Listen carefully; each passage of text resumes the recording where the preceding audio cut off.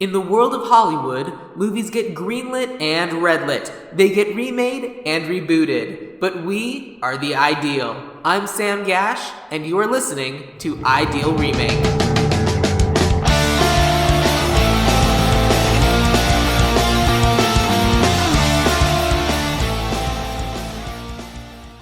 I don't know, like, for your general structure, so it seems like you guys mostly focus on, so I guess we could have this conversation as part of the podcast, but is it just literally remaking the 1970s Superman film with a new cast and a new director, or is it like, oh, here's a completely different way to approach?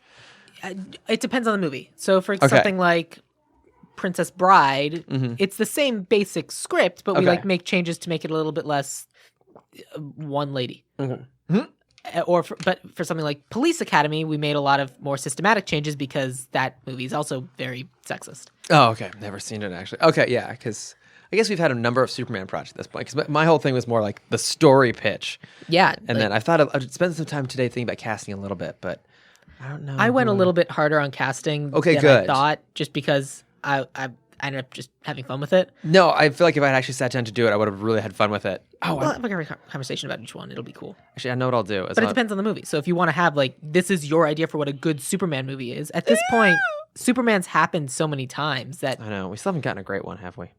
Not really. No. Are we recording? Oh, I think Oh, yeah, we actually are recording. We're just rambling at this point, but yeah, it is going. It's going. It's just going. Well, I rewatched Superman last night, and the DVDs I got from the library... Nice. There were two copies. It was, I think, the original theatrical, and then it said the extended cut. What was in the extended cut? I don't know. Because you didn't watch it? No, that is what I watched. Because it was like, okay, great. And it ended up skipping because it was a library DVD and didn't really work. It's only so good, right? But it was so long. Like, I'd already been watching for an hour and a half, and he was barely in Metropolis. I mean, it's a long movie. It's a long movie to start with, but I can't even imagine an extended cut. Now, have you ever seen the Richard Donner Superman 2 cut? Yeah, I think that's the only one I've seen. Oh, okay, yeah, it's much better than the Richard Lester one. Yeah? Yeah, because the Richard Lester one does a lot of really dumb shit, to be frank. I mean, to be fair, that's a lot of the footage, so Donner's kind of stuck with some of that shit, Yeah, too. he is kind of stuck with it, yeah, because like there was stuff they literally just reshot without doing any real changes just because they had to do it. That's the problem, is I feel like every time we've gotten close to having a really good Superman movie, something fucked it up. I mean, would the Kevin Smith Superman movie have been that movie? I guess that one never even got made, probably, thank God. And, yeah. Because I've read a lot of the scripts that have been floating around out there. So I've read the Superman Live script that Tim Burton would have directed.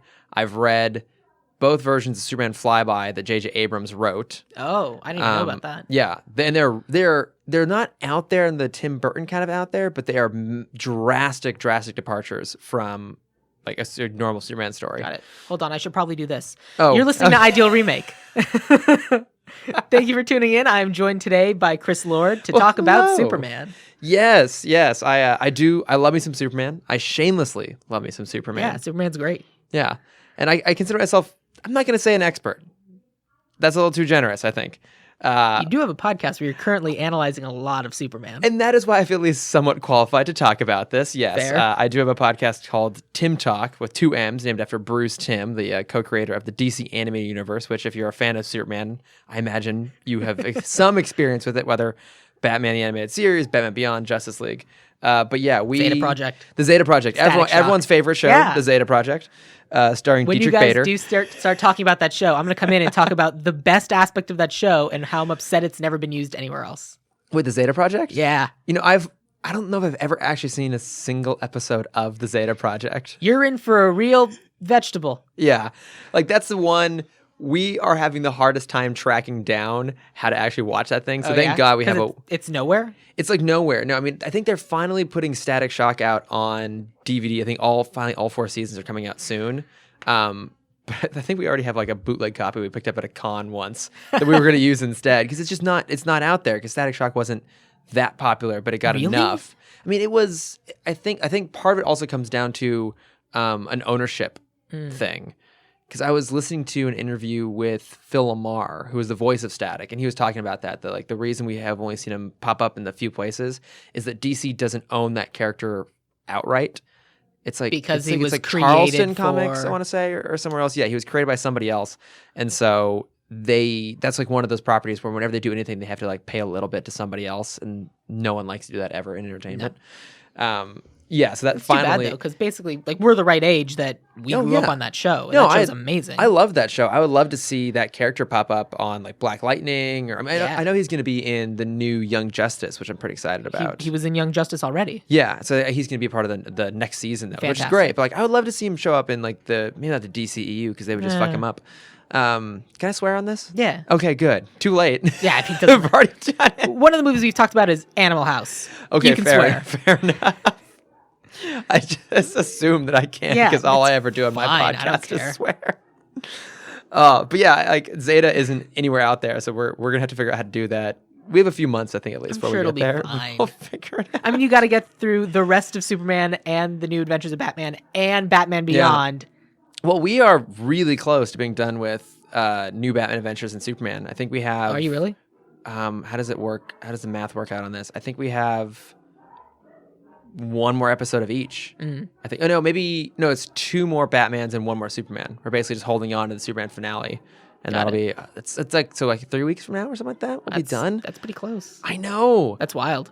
I know. You've done like a thing. I know. Yeah, we hit 83 episodes plus like a dozen crossovers. That's not bad. It's pretty good. Are you going to do like a 100-episode spectacular? We'll have to do something. Because I mean, if you're finishing in 3 weeks, you can drag that out to 4 weeks, let's say, and then the 100th episode, let's say you do one of the movies. Yeah, we could do. I have to figure out what it is. The problem is I'm very lazy. Very lazy. I should also mention to people listening, if you can hear weird sounds in the background, the podcast booth that we're recording in. They're doing improv warm-ups in the theater next door, and that might spill over. Well, bless their hearts for doing some improv warm-ups. You know, the world needs more improvisers. I don't disagree. So awesome. So, but we're here to talk about Superman. Yes. So you were actually one of the original guests I wanted to have on for this show. Oh, thank you. Because you said that you've been thinking about Superman for a while, and you have like a Superman idea that you've always wanted to do. Yes. Yeah, I've been holding on to a Superman pitch for a long time. Because I just rewatched the first Superman movie last night, and there are a few things about it that I'm like, I don't remember this being as not. It's a good movie. Yeah. Oh yeah, it's great, and it set everything that came after it. Like every superhero movie that's ever been made since then owes some element of its existence to that movie. Absolutely.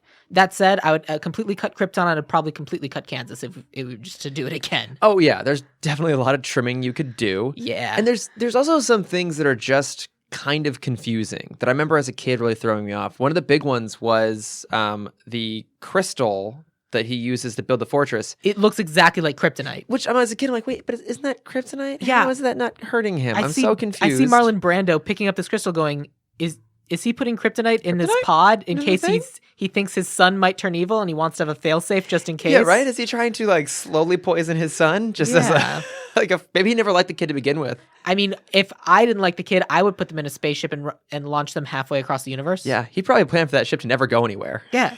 The fact that this planet exploded is the only thing that gave it propulsion at all. Yeah, exactly. Because otherwise it's just a bunch of floating crystals, which doesn't really make any goddamn sense. And also, Superman's mom basically says nothing. Oh, this was the 70s, let's be honest. And every time I see, I watched this and I was like, so did he think that Clark might not want to meet his mom? Yeah. So she doesn't have a floating space head in this thing at all? Well, the funny thing is then you get to Superman 2 and Marlon Brando either didn't want to come back or wouldn't come back when they fired Richard Donner. I don't remember how it all panned out, but like if you watch Superman 2, the Richard Lester cut, at least the original theatrical cut, it's his mom instead of Jor-El. Oh. So you've only seen... I've only seen the Richard Donner cut. Which includes Marlon Brando, if I recall. But my understanding is that it's just outtakes from the first one that they just like, well, we didn't use this line. Let's put it in this movie. Yeah, because they did this thing similar with Superman Returns as well. It was like a tiny piece. I think some of it was used in the original Superman and some of it was unused when they did that like recreation thing. Actually, how do you... I guess we talked Superman a little bit, for the whole thing, in fact, but like the movies, what do you think of Superman Returns? I'm curious. I only saw it in theaters. Okay. I remember enjoying it. I remember it being... It's not great. It's good. Yeah. In the sense that, like, it's a Superman movie. So, like, he's definitely Superman. I didn't think his portrayal of the character was bad. I mean, they basically cast someone who looked exactly like Christopher Reeves. Yeah. But now that actor whose name I don't know, Brandon Routh is on Legends of Tomorrow, and he's Captain Atom, and he's great. He's great on that. And every time I see him, I'm like, he'd be an amazing Superman. Oh, wait, right. He was Superman. Yeah. That is Superman. No, so because I think we've never gotten a perfect Superman movie. I'm not gonna say we've even gotten maybe a great one. Yeah, I think the closest we have, or I'm gonna call it the least flawed Superman movie we've had, is Superman Returns. I'm on board for everything in Superman Returns except for, well, other than Kevin Spacey, except for two things. Yeah. The first one is the weird cannibalistic dog. Oh yeah, that's serves weird. That's so no weird. purpose in What's the movie, point of that? and it's so weird, and no one likes it. Yeah. And then obviously he can't lift an entire island made of kryptonite. Yeah, that part's a little bit ridiculous too. And then Jesus falls back to Earth. Yeah, but I mean, that's still like Superman's whole thing. Is he's constantly doing a Jesus fall? Absolutely. In every iteration they possibly can. Even when the kid in this movie steps out of the spaceship, the first thing he does is he throws his arms out wide. I'm Jesus. Yep. He's like, guess what I'm a parable for? Space Jesus. Yeah. But I think part of the reason that I love Superman Returns is I love the John Williams Superman theme. Like, I think for me, behind the James Bond theme, and then I think it's a very close tie between these two, the Superman John Williams theme, and then Michael Giacchino's Star Trek reboot theme. Like the very drum heavy, like the dun dun dun. That sounds like Terminator. Okay. But yeah. But I understand what you mean. Yeah, like those two are like, if I hear those, I just get excited.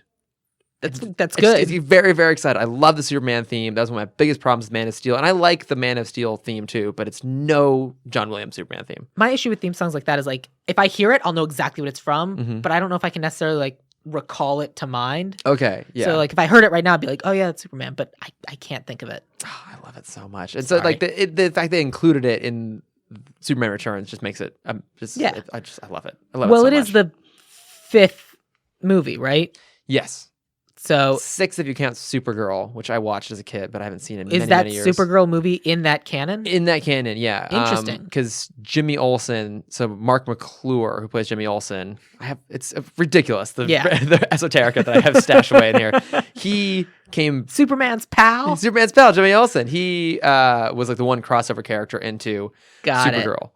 So they had that connection. So so it's technically it all counts. But yeah, right. I think most people don't bother counting Supergirl or Superman 3 or 4. Because they're all, again, I haven't seen any of them in years. So I've only ever seen the first. I mean, I've seen the first 2, and I've seen Superman Returns. Yeah, and I've listened to several podcasts about because didn't How Did This Get Made just do the 4th Superman? I'm pretty sure they did, movie? because that's like the most notoriously bad one. Yeah, and it's the one that Christopher Reeves wrote. And he's like, this was supposed to be good, and it could have been good. Yeah. But it just but then it just like the studio behind it. Well, because what was it? It was a 2-hour movie that was good, but they wanted to cut it down to an hour and a half so that they could get more screenings in the theater and make more money. Yeah, sounds about right. And so they cut out half an hour, and so it was all the things that tied everything together.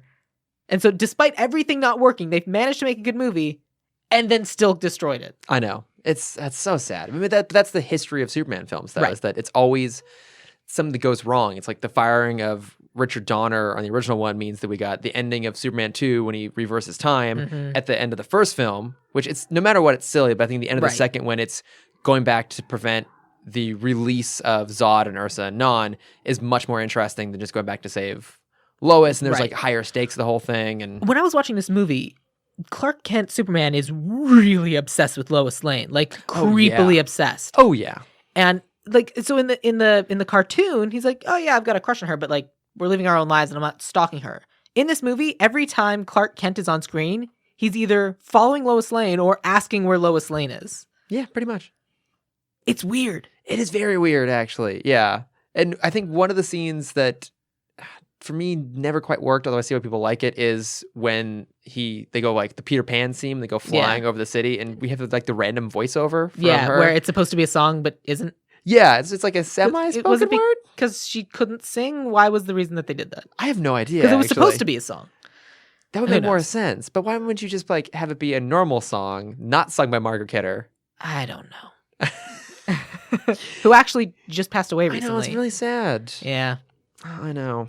She lived a hectic life. She did, though. I know, which is it's also very sad. And also very tragic. I mean, because that's the curse of Superman, isn't it? So that's all. Yeah, I mean, people talk about that a lot. That because you go back to Chris Reeves. Well, even or before Chris that, Reeve George Reeve. George Reeve. Yeah, who Sorry. died under mysterious circumstances. Yeah. And of course, like Christopher Reeve getting paralyzed, Margaret Kidder having mental health problems, Dean Cain becoming whatever amorphous psychopath he is now. I mean, Terry Hatcher came out of it okay. Yeah, I think the radio guy came out okay, and then nothing's happened to Man of Steel guy yet. Yeah, Henry Cavill seems to be doing fine. Brandon Routh's doing fine for himself. I think sometimes people just like lump in like career obscurity along with some of these other things. I think you have a couple of touch points where you can be like, oh, that was actually really bad. But obscurity, that's as bad as death. Well, in the industry, of course it is. But but they come back around. Like, I guess Tom Welling hasn't been doing that much stuff. Yeah, and even Christopher Reeve. I mean, he had this horrible accident, but he still had a career after that. He was in Smallville and was great in Smallville. He was, yeah. Well, and he was able to like take that tragedy and really push to try and better understand paralysis and to try and make the world a better place along with that. Like he used his status and this really terrible thing to try and make it better for other people, which is like it goes to show that at the end of the day, Christopher Reeve is the greatest Superman we'll ever have. Because I think he, on a personal level, embodied a lot more than I'm going to say that maybe other people do. Although Brandon Routh seems like a super nice guy from everything I've like heard about it or listened to on podcasts. And the thing about casting Superman is like you need someone who is that embodiment of like earnestness. And even Captain Atom, whose name Brandon Routh, you just said it. Like all these people are like legitimately cool people. Yeah. But it's like such a high bar to clear. It really is. It absolutely is. And I think, I think that's why we don't try and do the same thing, which I think. Well, but here's my question for you. Because they keep trying to do the same thing, if you were to remake a Superman movie, like let's say you were starting from scratch, you need to make a movie about Superman. Yeah. Would you have Lex Luthor? Would that be your go-to bad guy? Or would you build to Lex Luthor? Like how Batman Begins doesn't have the Joker, but the Dark Knight does. So were I to do this, the version that I've had in my head for such a long time. Tell me about that. Obviously, it's a lot of inspiration from the animated series, surprising nobody. So I think you have to have Lex as a presence in that world. But I think you do a version that's much more closely tied to like the animated series, which in turn was very much more closely tied to the comics, or the more modern comics, where he is a business tycoon who has no scruples. Because I think that's what makes him an interesting foil to Superman. I don't think you make him the primary villain.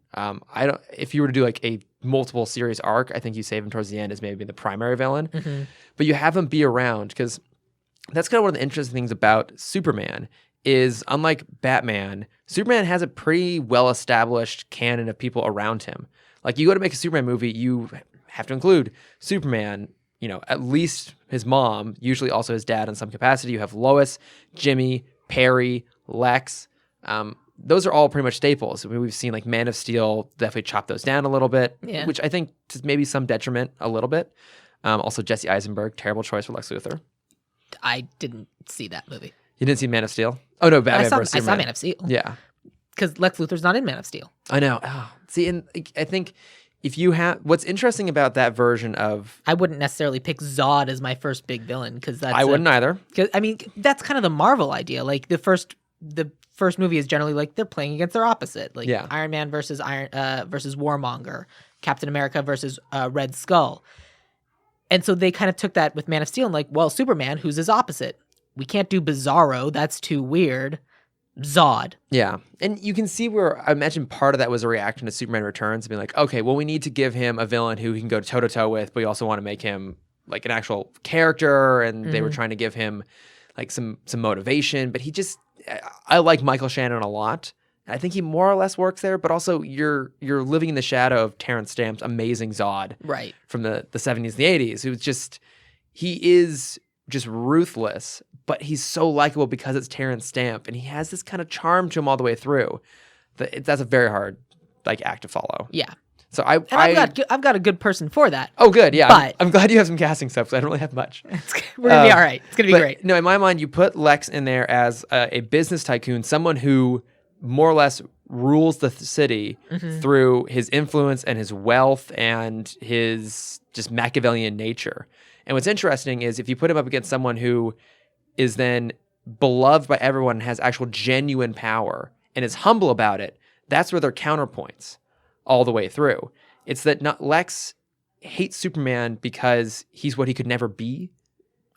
He's the guy who everyone just loves, and Lex has basically tried to force his, I'm not going to say affection, but he has used his influence to make himself important, but people don't necessarily like him. Right.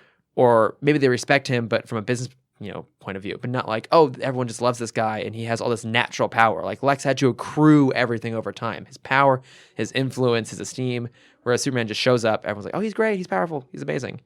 So I think you make Lex like a more of a business element and you have him be in the background of the first, I always picture like a multiple film arc sort of thing. What you just said, I actually find a little bit more interesting. I see Lex not necessarily immediately as the unscrupulous businessman. I see him as this guy who had to work and work and work and work and work to build this reputation around him and become this guy.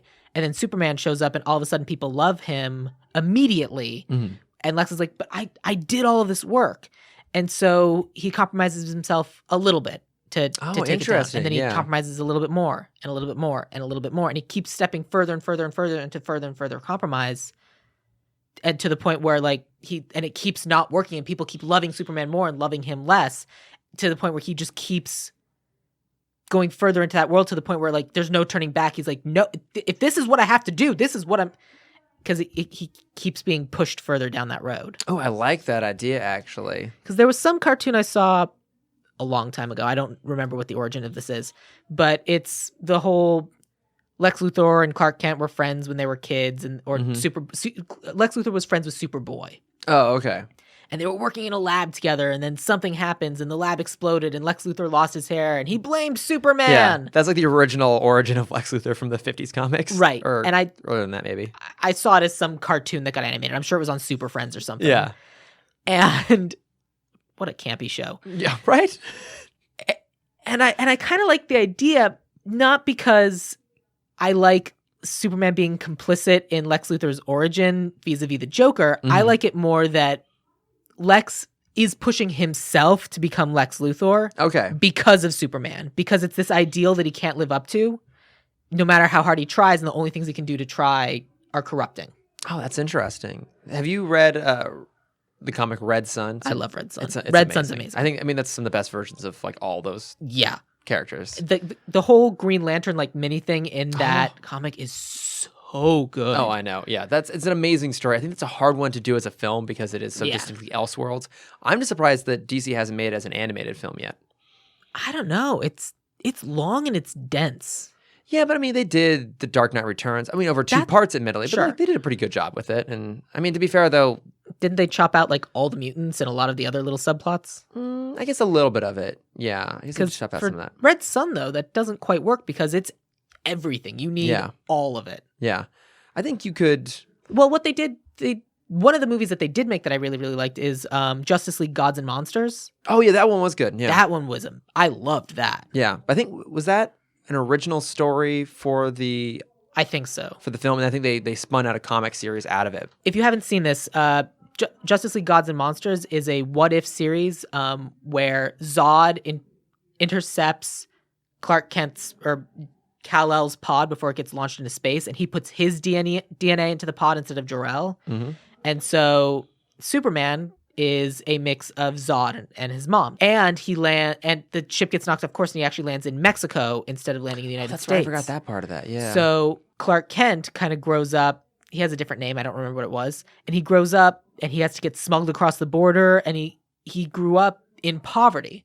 So he still has a sense of right and wrong, but it's a different sense of right and wrong. It's not the Kansas wholesome, here's what's right, here's what's wrong. It's, no, there's right and wrong, but sometimes you have to do things to make sure it's right. So this Superman's willing to kill.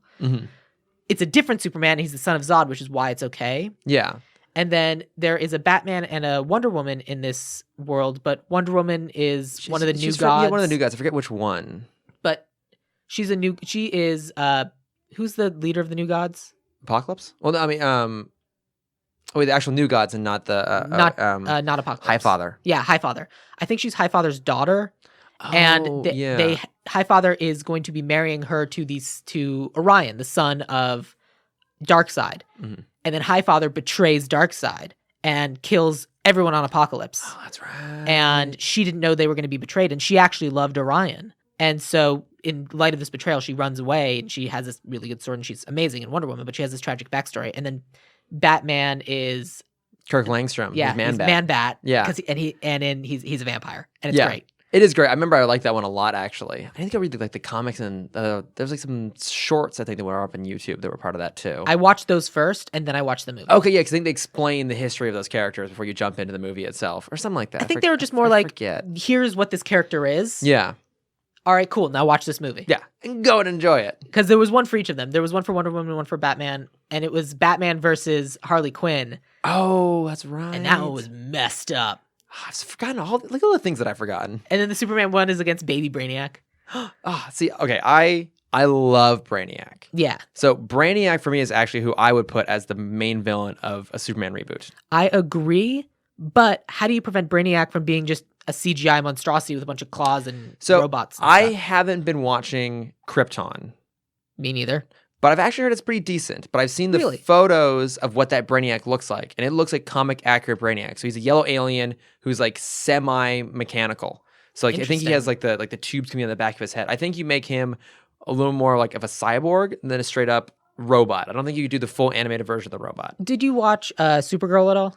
No, I think it's like an episode. They have a Brainiac equivalent. Mhm. Like she has the 3 dots on her forehead or Okay. whatever. So they make Brainiac a particular alien species that's really good with computers and they can interface and with technology. I didn't like it. No, didn't No, work. It doesn't quite work. It felt forced. I keep trying to like Supergirl and it keeps doing stuff. Just not doing it. No. I know that they introduced Martian Manhunter at one point, and I love that character, but I didn't bother to go actually watch the show. Always love Martian Manhunter, and he's great in that show. 'Cause Okay. Martian Manhunter is always great. I want him everywhere. Yeah, Yeah, he's put him great. in the movies. Put him everywhere. He's Yeah. the best. But So you want to put Brainiac? So I would do in- Brainiac, and I guess I'm almost like just immediately counteracting what I just said. But so the way I would approach, because I thought it was interesting, you said you would cut out the Krypton stuff. One of the things that I think didn't work for me in Man of Steel is when we meet him, he doesn't know anything about his history. He doesn't know where he comes from. He doesn't know his family. He doesn't even know he's Kryptonian.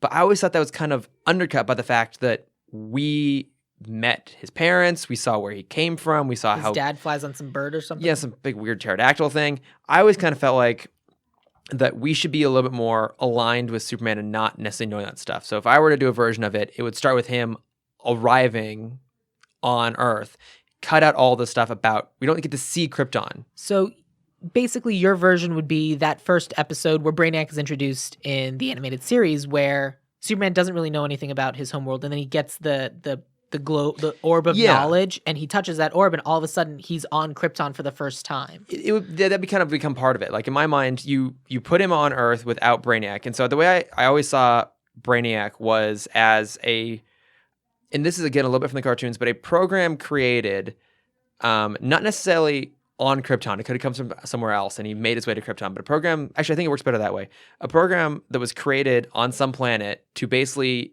figure out what it takes to create a perfect society. And he eventually realizes that an imperfect society could possibly infect another one. And so he just starts purging. He goes to, he just transfers from planet to planet. And this is more or less roughly where he comes from in the comics. I think there's some slight variation. He goes from one planet to the next and learns about their planet. And then when he realizes that it's imperfect, he destroys it. And then he gets to Krypton. And it's the closest he's come to actually finding perfection. Because it's a society that has learned how to tie in technology with the natural environments. This is where you start to bring in some elements of Smallville and the Donner films. So they do store information on crystals, but they've also learned how to perfectly manipulate metal and that sort of thing. So that they have everything, although the buildings, everything is somewhat organic, but somewhat technology. Mm-hmm. So it's the closest thing to a perfect society. So basically, their world is the sequel to Beast Wars, Beast Machines. I've never seen Beast where Machines. they have to become intertwined, and they say, "I am transformed." It's terrible because they are both organic. Well, how else did you know it's a Transformers show? It's so bad. But I did have the Transformer toys from McDonald's, and I got the little bat guy, and I was disappointed. He was cool though. No, I think I remember. Actually, I think I kind of remember that bad guy. That sounds kind of familiar. He was the one with the 90s hair who like would skateboard around. Well, of course, he had to 90s. skateboard. Yeah, he had to be an extreme bat on a skateboard. Exactly what that was. Beast Wars is so good. Oh, poor Beast Machines. I remember liking Beast Wars, but I don't think I've ever saw Beast Machines. When I was a kid, I liked Beast Machines, and I went back and watched a little bit, and I was like, no. Never go back. I mean, that's counter to the very thing I do. Beast Wars, you can go back. Okay, so I can go back to Beast Wars. Beast Wars, you can go back, and Reboot, you can go back. Really? Yeah, but I mean, you really the effects look pretty bad by modern standards, though, right? If you keep that in mind, yes, the effects don't look great, but like you keep in mind, you're like, this is actually pretty good for all things considered. Like, especially like Reboot, because they really lean into like the whole pixelated nature of it, because most of the characters in that show are blocks. Oh, okay. But it works. It holds up. Yeah, they're bits and bytes. It's amazing. And it's probably better than the reboot we just got. The reboot is also not good. Yeah. Well, I mean, that just seems like that's like an Onion article that became reality. Look, Reboot's a great show, but it did not have the fan following to justify a reboot. No, it did not. And the fact that it got made and then not made well, it's bad. Yeah. But so Krypton is it's like the closest organic to and mechanical. Yeah, it's the closest to a perfect society, and basically Brainiac would have let it go, but then the problem is that the conflict that happened in Krypton's past led to, like, the planet to being unstable, and even though they have found a way to live harmoniously and perfectly now, basically like history catches up with the planet, and it will explode no matter what. They can't undo the damage they've done over years of even like experimenting with technology, and so Jor-El, classic thing, sends Superman off, and basically Brainiac escapes at the same time. And I don't know, give it some random reason, he gets caught up in the explosion or whatever, but basically he isn't able to follow Clark to Earth. Mm-hmm. Well, or he makes it like most of the way or whatever, but never actually makes it quite there. What I would do is this. I mean, everyone else is like, no, we've overcome that. We're a better society. And then Jor-El has the data. And he's like, no, we're not. And so it's the cognitive dissonance that prevents everyone else, but Brainiac just reads data. So he was like, oh no, he's right. Peace out. Why would he follow Clark? That's true, actually. He would just leave. And like, okay, I can't do anything. So in my mind, basically, that's a way to explain like why Brainiac's dormant. But, basically when Superman reveals himself on Earth, he's able to like pick up that a Kryptonian exists over there. Like he knew from Jor-El's data that whenever Clark would get there, he would have powers and whatever. Right. Reasons. Find reasons. Yes. But, so in my mind, Clark goes out there and like, I think you don't want to spend too much time with him as like a kid necessarily. But my whole big thing is you don't kill Jonathan, which everyone just decides to do. And there's no reason to kill him. And this is my problem is, okay, I came up with all this. You don't have to believe me, but it's true. I came up with all this before Man of Steel, which uses a lot of the same sort of stuff. So that means that neither myself nor David Goyer are that original. But in my mind, you spend a little bit of time with Clark as a kid in Smallville, and he's basically trying to figure out where he goes with his life. He knows he has these powers. He's been told he's an alien, but he doesn't know what Krypton is, where he comes from. And the turning point is a tornado, like we see in Man of Steel. The difference, though, is Jonathan doesn't sacrifice himself to stop someone who can move faster than the human eye from saving him, or saving the dog, whatever the fuck it was. But have you seen the article about how don't go stand under a bridge during a tornado? Don't do that either, because you'll die. Because the wind would get funneled. Yeah, there's a name for like a specific effect that says don't stand under a bridge during a tornado, you will die. Well, there you go. So don't do that. So in my mind, it's more like maybe Clark at this point has left to go to Metropolis, try and find himself, but he sees that a tornado strike is happening, and so he goes back to help. And it's not that someone dies in that instance; it's that he sees Jonathan, a mortal person with no powers, risking his life to save other people. And that's his realization, like, and maybe the house falls and he saves Jonathan and Lana or whoever the hell it is, doesn't really matter. But it's a realization that someone who isn't as capable as Clark will go out of their way to try and help somebody. And that's when he decides that's what he has to do with his life. I like that a lot more than anything else that's been on screen, because that makes sense. Yeah, because it's not like, because my whole thing is that Superman should never be afraid of who he is. Right. Superman is like the one hero that actually kind of loves who he is. If anything, he maybe doesn't necessarily like being the version of Clark he has to create as a facade, but actually being Superman and helping people and having that kind of power, he likes doing it. And so it's not this idea of like, oh, I don't want to be a hero. It's like, it's the realization like, oh, I have no choice to do this, but I'm going to step up because that's the right thing to do. It's what he wants to do. Right. I agree with that. Yeah. And so then you basically quickly get from him there out to Metropolis, and I don't know. I think you just do something simple of like, have you ever read Earth 1 Superman? I don't believe I have. Okay. It's J. Michael Straczynski, he did like Babylon 5 and stuff. I don't really know a lot of his other work, but in it, there's a huge influence on Man of Steel actually, but it's a long build up, and it's not till the third act of the comic he actually dons the suit. But the explanation comes from Jonathan being like, hey, like I knew someone who was in advertising back in the day, and he said that you have to have like an emblem, like a symbol to rally behind. Like people can latch onto like an idea very quickly if you basically kind of like publicize it right. And so the idea is like, you're not a man, you're a Superman. And so that the idea was basically like you're emulating this idea of heroics. I don't know, you make reference to like a comic character like Superman from the back in the day, and Jonathan's like, oh, just model yourself after this person as a way to remind people you're a hero above anything else. And I like it if it's, it's an S. Yeah, it's an S for Superman. Yeah. Don't put a whole bunch of stuff behind it. It's an S for Superman. Yeah, it's on fine. my planet, it means hope. No, it's so dumb. No, like honestly, I think it's a lot more earnest if he's like, yeah, I'm Superman. Just because he's this earnest kid who thinks that's a good idea. Yeah. And I think that's a lot more meaningful. And I think that speaks a lot more to his character than like, yeah, my dad had it. Yeah. Yeah, like I don't think and I think that's part of the difference between like DC and Marvel. We won't go too far into this, but like Marvel kind of like... If you want to find out more about Chris's opinion on DC versus Marvel, listen to all of Tim Talk. Episode of Tim Talk. But like, it's... You just lean into a little bit of the absurdity, but don't necessarily try and create a convoluted way to explain things that seem a little bit silly. Just let them be as they are. Just be like, oh, we in this world, there's this idea of what a hero can be like, this idea of like a superhero, whether one has existed or not before, and he just leans into that. He just presents himself as something that the world already kind of knows vaguely. Yeah. Boom, you're set. And then I think he finds that person by reading the Bible. The Bible, arms out wide. He's like, I could be this Jesus. Yeah. Well, originally Superman's costume was just him in a loincloth, just flying around. Oh, I'm on board. I'm on board for it.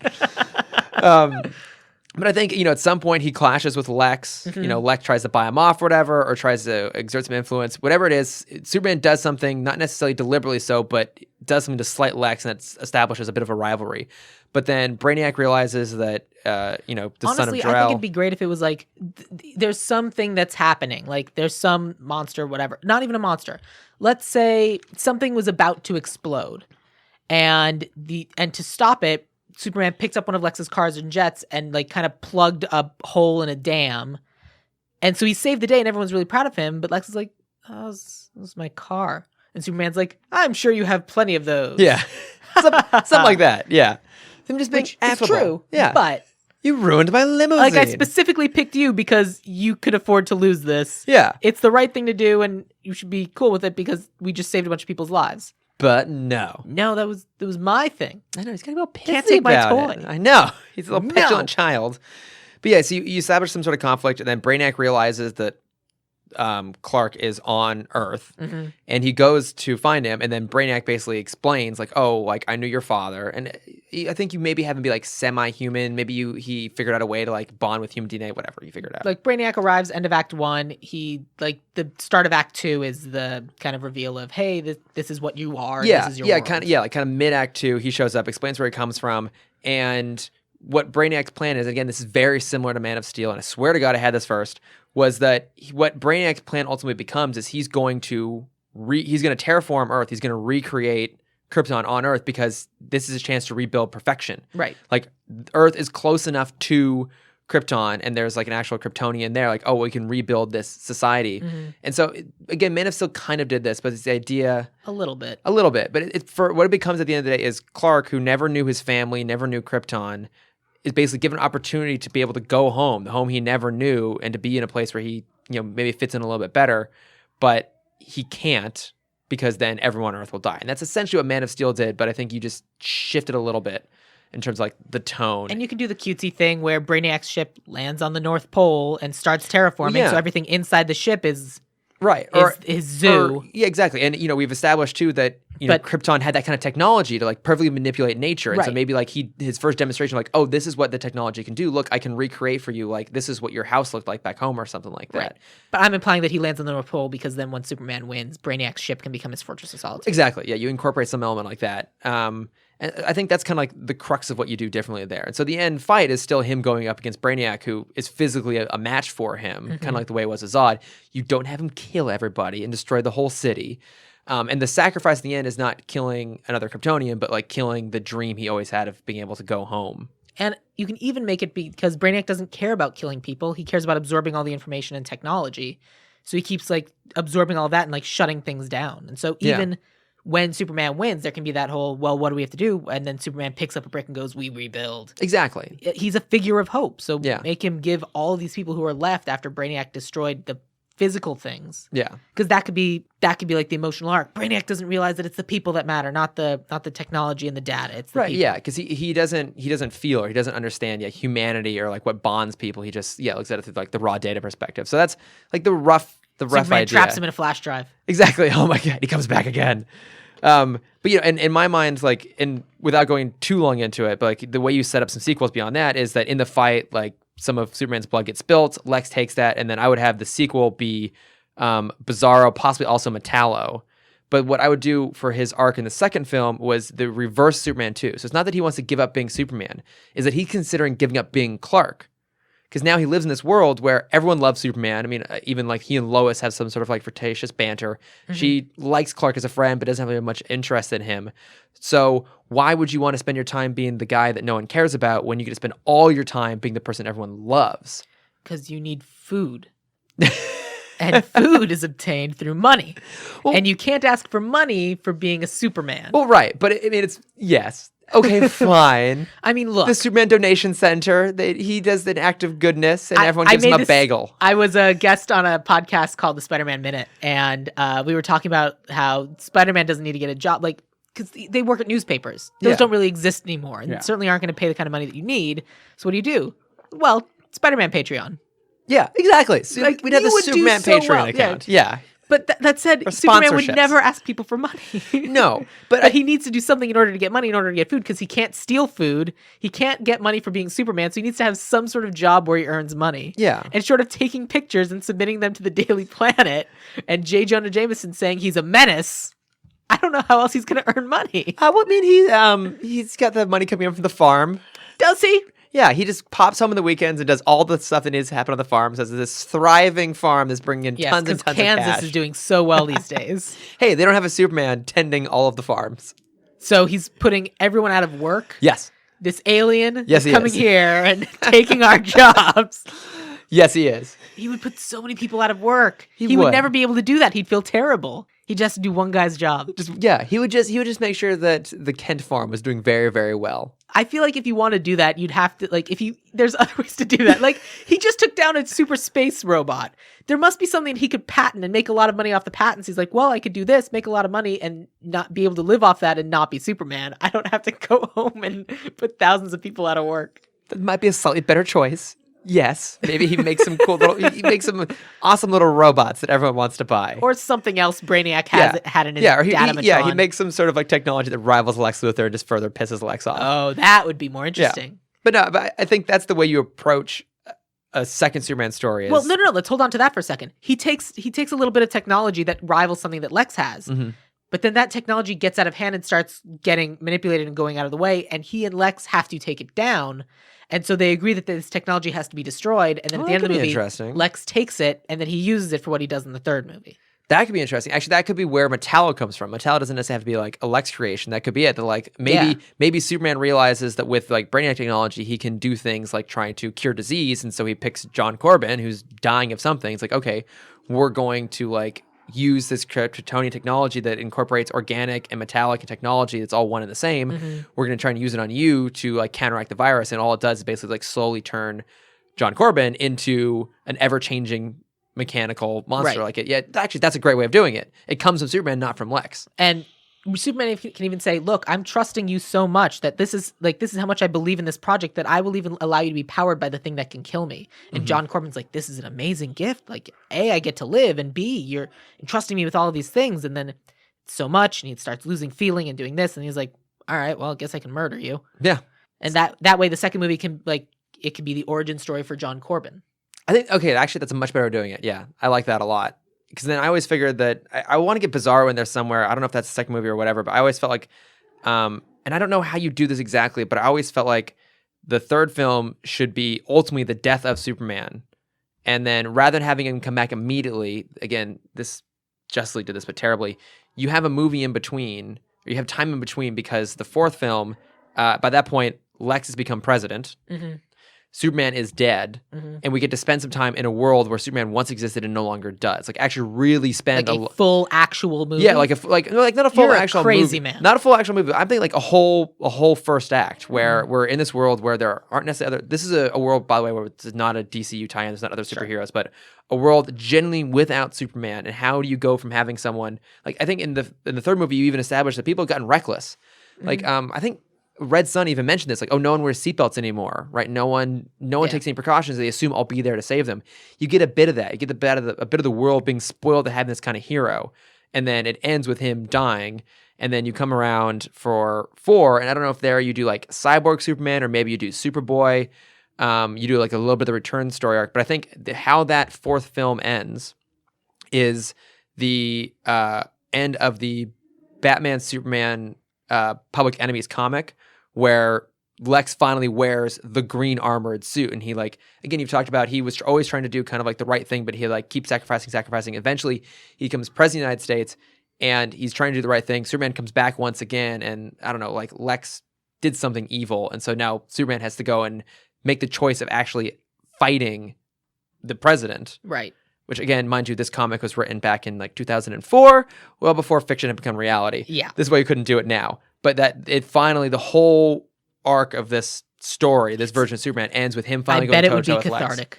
It would be very cathartic now. Here's my pitch for Bizarro. All right. Because that Bizarro's I would say you put Bizarro in movie 3. Okay. And I think he is your Act 1 villain of movie 3.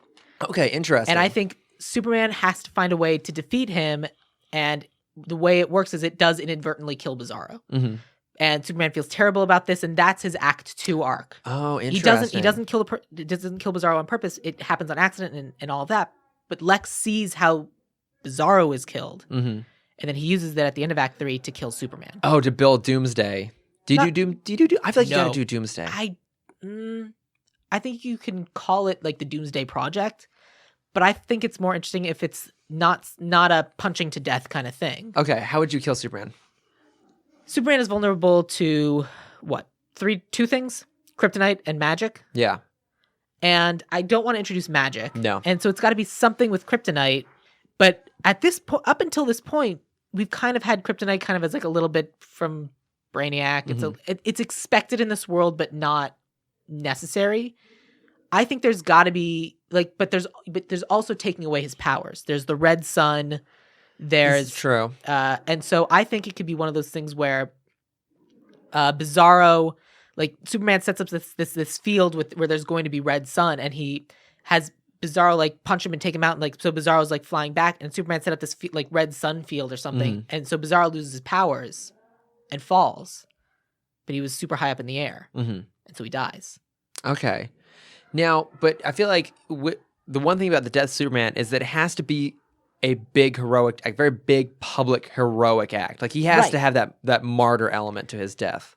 That's how Bizarro dies. But Lex learns about this red sun thing, and he's able to use that, manipulate that into some Act 3 villain, maybe Doomsday, maybe not, who is able to use that, manipulate that, and Superman chooses to fight instead of leaving it to the army or this or the other thing because they weren't prepared. Okay. And because they weren't prepared, Superman has to fight.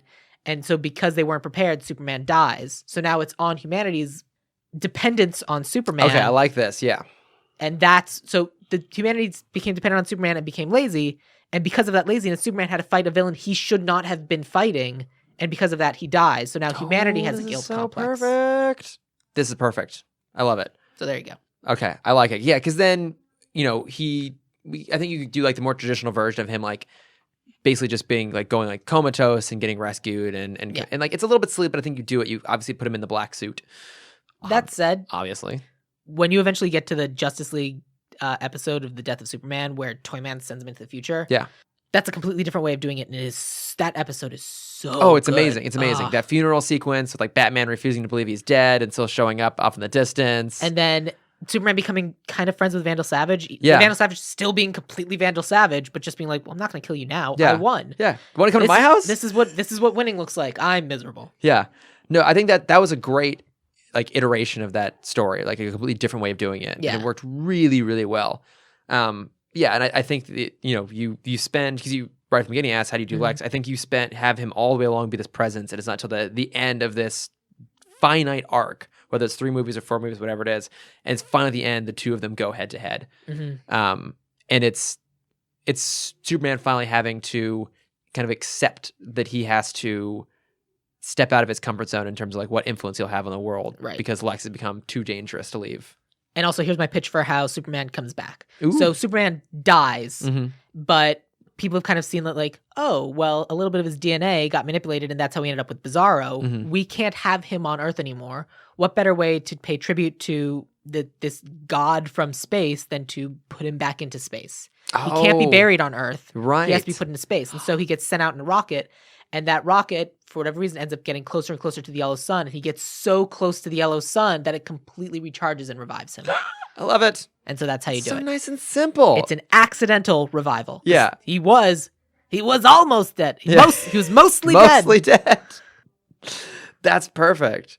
See, like, and this makes me so sad is that it'll never we've happen. laid out this great series of films that I think would make a lot of fans happy, and it's like all pretty solid storytelling, and they'll never happen. Similar to the stories that have been told, but different enough because it's a new story for a new medium. Yeah. Well, and I would like to think that it comes to the place of actually understanding your main character, which up to this point the DCEU in particular has never really done.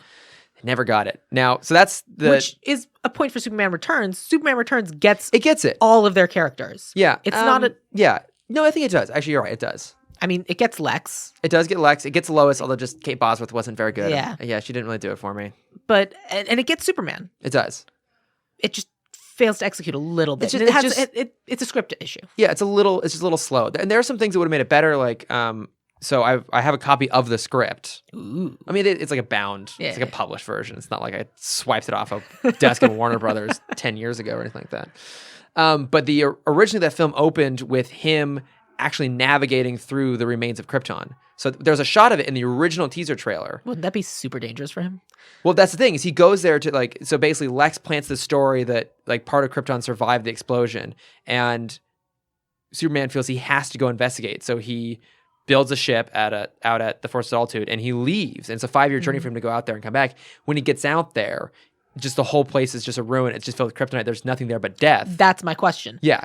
Like they always have these stories of, Superman goes back to like see the remains of Krypton. Wouldn't it just be nothing but just like a swarm of kryptonite? Wouldn't he immediately die? And that's basically it. He gets out there and he immediately like falls sick because he's just surrounded by kryptonite. And so then he like collapses and basically sends the ship to turn around and come back. And eventually he arrives back on Earth. But I get why that's slow. That's a hard thing to include in a first act. Mm-hmm. But I think it better establishes what he was trying to do. It better establishes alienation. And because Superman Returns does a little bit of what you said, what did the planet do in his absence? Yeah, I think you maybe spend a little bit more. I think I mean, at that point, the world had kind of gotten used to him not being around. I think it's more interesting what happens in a world where there's all of a sudden immediately gone. Like the Superman Doomsday animated movie, like the first DC animated film. That touched on that a little bit, where you have like other people trying to step up. I think that's where you also introduce Steel. Yeah. I don't think you can necessarily do like the Eradicator, like Cyborg Superman being a little messy, Superboy's messy, but Steel is a great version. Like Steel becomes that normal person who realizes they can be inspired, and he goes out of his way to try and make the world better. I think you also establish like John Henry Irons somewhere in there in a previous film, and you drop him in He's there. An amazing engineer, and he's someone who's kind of like mentally able to keep up with Superman. He's an interesting person. He is. I think he's an interesting character. I think that's how you naturally introduce that idea of like someone trying to take on that mantle. And when Superman actually comes back, obviously he like steps down. He's like, no, like I still need help. Like you should still keep doing what you're doing. Like the whole idea is to inspire. Yeah, I mean, if you step down, we have the same issue we had, which is why I died. Well, yeah. Don't. We need you to not. I need you to help me. Help me with please. This. Yeah. So in the 5th movie, the final battle with Lex is wearing the big green suit, and I kind of imagine there's a bit of a punch, solving issues with punching. Yeah. And then Superman eventually wins, but Lex isn't defeated because he has all these other machinations in play, and then I would say it's first at the battle of fists, and then it's the battle of wits.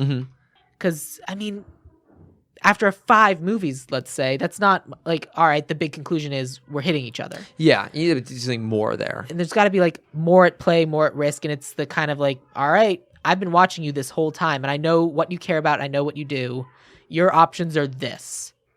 Go here, which will kill you, but you'll be able to save these people, or do something else. And it's something like that, and Superman figures out another way around it. Because my whole problem is, with Man of Steel is that you only have this option. You have to kill me or I'm going to kill them. Yeah. Superman always figures out another way. Mm-hmm.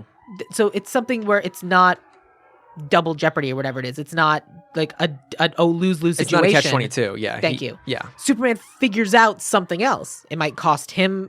Like he'd sacrifice himself to do it. Yeah. But also he makes it so that he doesn't have to do one of the two bad options. Yeah. He would be more clever than that. He would find a way around it. Right? And they're like, Right. well, okay, fine. Yeah. So dumb. I listened to an interview and they're like, well, I mean, one of the rules is Superman can't kill people. What if we made him kill people? And that was literally something I heard in an interview and I got so upset. I know. Do you want to hear another thing to make you upset about the Man of Steel Superman movies? Go ahead. I mean, So let's say Zack Snyder and Henry Rollins? Henry Cavill? Henry Cavill had an argument about what the character would be on set. Do you know how they would how they would come to a conclusion about who was right? Arm wrestling contest. Push-up contest. Fuck me. Jesus Christ. Because Zack Snyder wanted to do more push-ups than Superman. Well, if that doesn't sum up all the things wrong with the DCU in a nutshell. Well, also don't know Zack what Snyder does. is now going to make, what's the Ayn Rand book? The Fountainhead. Oh, His yeah. next movie is The Fountainhead. And that also tells you everything wrong.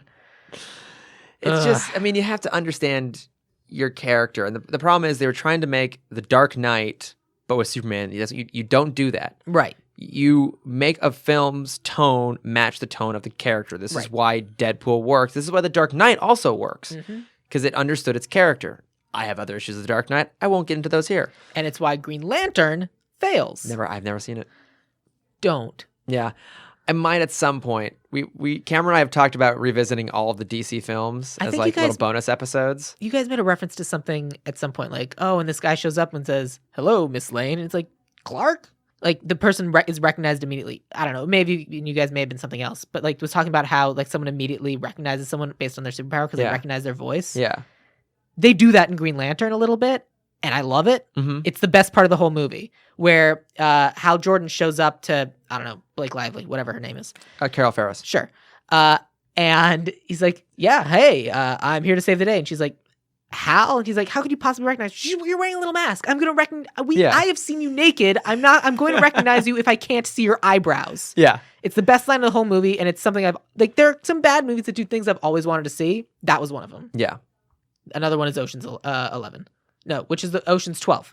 Oh, yeah. Where they have Julia Roberts, the actress Julia Roberts, who's playing a character, Playing like Julia the Roberts, actress yeah. and I've always wanted to see that. I'm glad it was in a bad movie because Yeah. it's a terrible idea, but didn't work. I'd always wanted to What see would it. that look like? So it was fun. Yeah. Yeah. I have never watched Green Lantern. I feel like I'll have to do it at some point. I guess maybe. Do a bad movie night. Just like have a bunch of people over and just make Yeah. fun of the movie. Like do a low key Mystery Science Theater 3000 of Green Lantern. That's a good way to go about Yeah. it. Yeah. So now, because I have obviously listened to your podcast, and one of the big things, of course, is casting. Now, Yes. I didn't really have time to get too thorough into it, but I feel like you did. I did and I didn't, especially because we expanded on it a little bit. But let's say we're just recasting the first movie. Right, yeah, it's not worth going into all the depths of it. I threw in Zod, Ursa, Non. I'm still curious at what all those people are, so I'm very curious what your choices were. So I did a lot of people, and one of the reasons I was excited to do this is because I've known who I wanted to play Mercy since January. Oh my god, I love Mercy. So I'm going to start with Mercy great because character. Another one completely wasted by the DCEU. Oh, absolutely. And she's so interesting. And the way she's used in Superman, actually, in the animated series, where she talks about how, like, yeah, I'm going to be loyal to Lex. I was nothing. Yeah. He rescued me, and so I'm going to be loyal to him forever because everything that I am, he gave me. So is your version of Mercy just a normal badass? Is she an Amazon? Is she like part cyborg? We've seen all kinds of iterations of her. Which version do you go for? I think normal person is the most interesting. I agree with that. Because a normal person who, like, I would see her as Lady Batman. Mm-hmm. Someone Ooh, who yeah. has mastered all these different forms of combat and is also incredibly resourceful and very, very smart, but needed some sort of something to push her down that path. Mm-hmm. And in this case, it was Lex. And so she's devoted to Lex in the same way Batman is devoted to the concept of like avenging his parents. Yeah. And that's what I find more interesting. If she's an Amazon, okay. So Yeah, it is a lot. Well, and especially in a world where the Amazons aren't necessarily a thing, it's a lot harder to do that, yeah, obviously. and also it serves no story element. Yeah. And then I like in Young Justice how she has like mechanical components. I don't want her to be a cyborg because that's also boring. Yeah. But like if she gets hurt and so she like they take the technology from what they did for Metallo, Oh, right, yeah. and they use it a little bit to make her better. Great. That could be interesting, yeah. Like because both she and Lex are leveling up over the course of the movies. Ooh. They start at level whatever, and then by the end of it, they're maxed out and Yeah. they're ready to go. Oh, I love it. Like even to the point where if like she's Lady Metallo, like they like she gets more Metallo over the course of the series, and by the end, like she was willing to give everything to Lex because she got everything from him, like, and she willingly became Metallo. Mm-hmm. That's awesome. Yes. Anyway, I cast Emily Blunt Brilliant. because Absolutely brilliant. that's who it has to be. Yeah, I love Emily Blunt. Because she can go back and forth. She's the sweet thing. She's an amazing badass, and she's also amazingly talented. Mm-hmm. She is Mercy. Like, Yeah. and I haven't used her in any other podcast leading up to this one. You've been wanting Because I was like, oh no, she's in the back burner. Emily Blunt is Mercy. My God, perfect. Cool. Absolutely perfect. So I'm curious.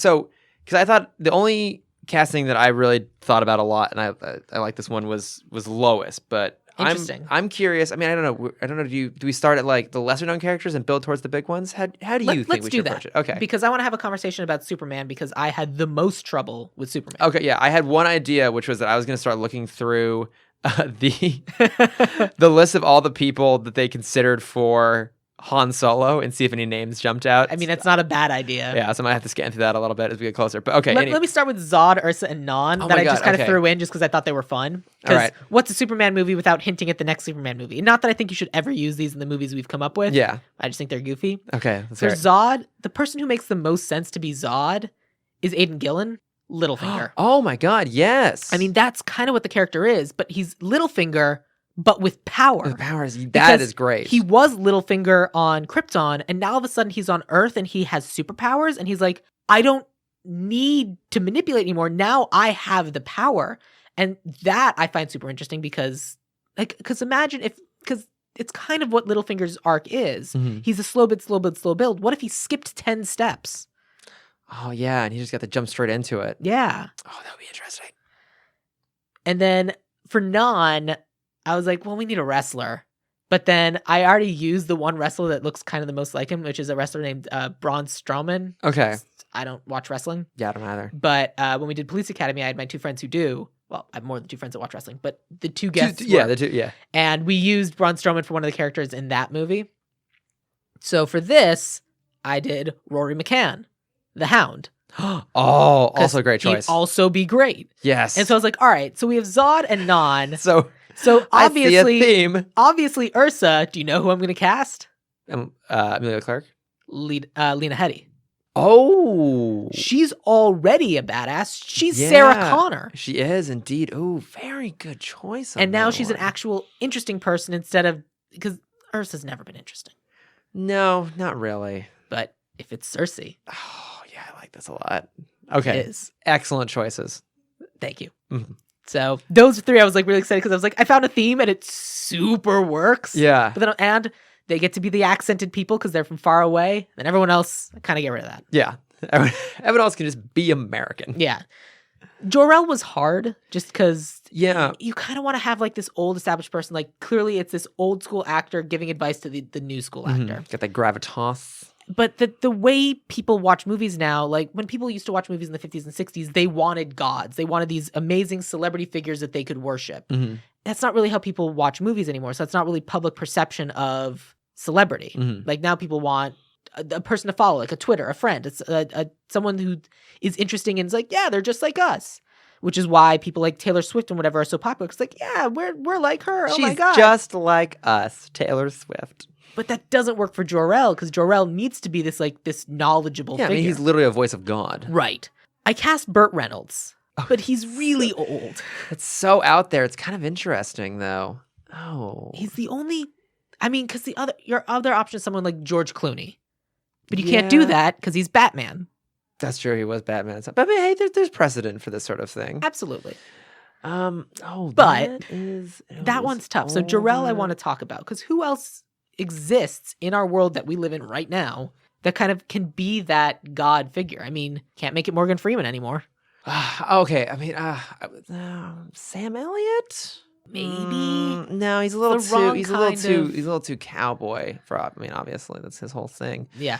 That's his shtick. That is his stick. Okay, this might seem like an easy choice, especially if we're only really doing a voice. Like if we're going maybe like the Smallville route, where we just hear his voice, maybe we never actually like meet him in person, or maybe we only meet him like Yeah, briefly you do. in I mean, person. You meet Jor-El in Smallville. Well, yeah, that's the whole thing, like the young Jor-El. Yeah, I'm sorry. Go ahead. But I'm thinking, sorry, it's just someone. Are you who, thinking like, Ron Howard because he's? Yes, obviously. I'm thinking Clint Howard. Clear. Well, I was thinking Ron Howard because in Arrested Development, he's the narrator. voiceless. What about Christopher Plummer? Interesting. Great voice. Yeah, Very, very charming. absolutely. I'm not opposed to that. I think Yeah, that's if a you're great if you're idea. doing more, just I mean, because that was one of the cool things about Smallville was they got Terrence Stamp to come in and do just the voice. I could maybe see. I think that could possibly work. I mean, if you're going to be doing just the voice, is there any reason not to go with Jeremy Irons? Oh, that's I love Jeremy Irons. Oh, so when they were when they were casting Batman vs Superman, one of the names I heard pop up for potential Alfred was Timothy Dalton. I don't know who that is. He was the fourth James Bond. So the James Bond in the 80s, That makes sense why it would appeal to you. only had two, yeah, of course. He only had two movies. He was also the villain in Hot Fuzz. He owned the store. So he's already friends with Rory McCann. So there we go. Exactly. But I thought he would have been a very interesting Alfred because he was also the voice of the like the not the squirrel, like the hedgehog in Lederhosen in Toy Story 3. Oh my god! But he's like that character's like, oh, I'm an actor, and he like Yes. hams it up. But like he is actually very funny and also like very, very charming. Have you seen The Rocketeer? I've not. It's on my list. What the hell? I'm sorry. If you ever do a remake of Rocketeer, you call me back. I would. I love The I have a Rocketeer. whole list of movies. Oh, good. There's so many of these. I don't know if I could see him really doing. I think he's a little too hammy to necessarily do Jor-El, but okay. No, I'm kind of liking Christopher Plummer. Maybe Christopher Plummer. It is. it's just a voice. It's just that disembodied voice. I think it's a nice idea, Yeah. and that way you can kind of have like when Brainiac is doing the Brainiac things, like, hey buddies, I'm Christopher Plummer. Yeah. Check this out. Okay, I'm down for that. All right. What else we got? So then that brings us to Jonathan and Martha. Mm-hmm. Here's the thing about Jonathan and Martha. They've always been cast as white Kansas people. Yeah. But here's the thing. Superman's adopted. Yeah. They could look like anything. Mm-hmm. They could be anybody.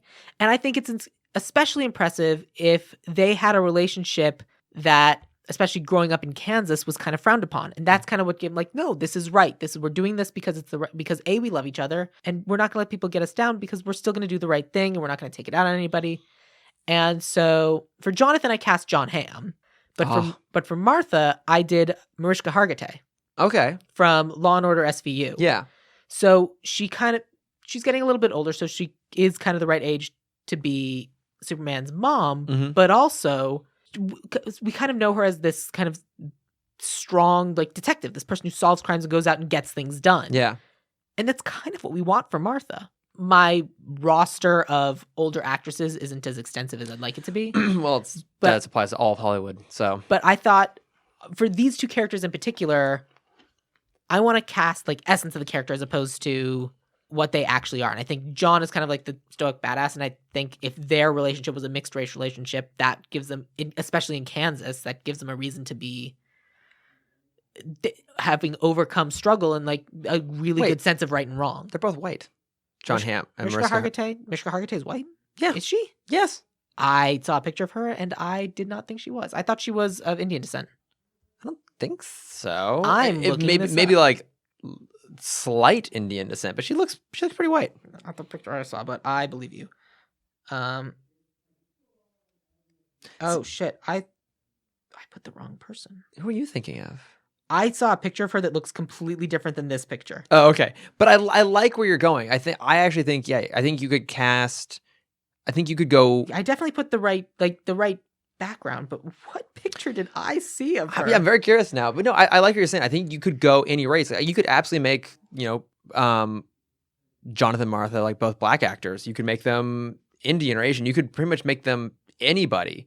Because you're right, Superman's adopted. Like that never has to be a thing. They can be any race. Either way, I kind of had them as both placeholders. So Mariska Hargitay is actually a bad choice. I don't like her anymore. So we have to replace both of them. Okay. Or we can replace both of them. Who do we have? Who is like the essence? I mean, it could be like Octavia Spencer. It could be anybody. Okay, what about this? I'm kind of pulling a little bit from Man of Steel, but I really like this actor. What if it was Octavia Spencer and Lawrence Fishburne? A black couple? That's great. Yeah, that's awesome. I like them both. What's the age difference between those two? Because Octavia Spencer, I think, is in her 60s, but isn't Lawrence 70s? Lawrence Fishburne's definitely a little bit older than her, maybe by a little bit.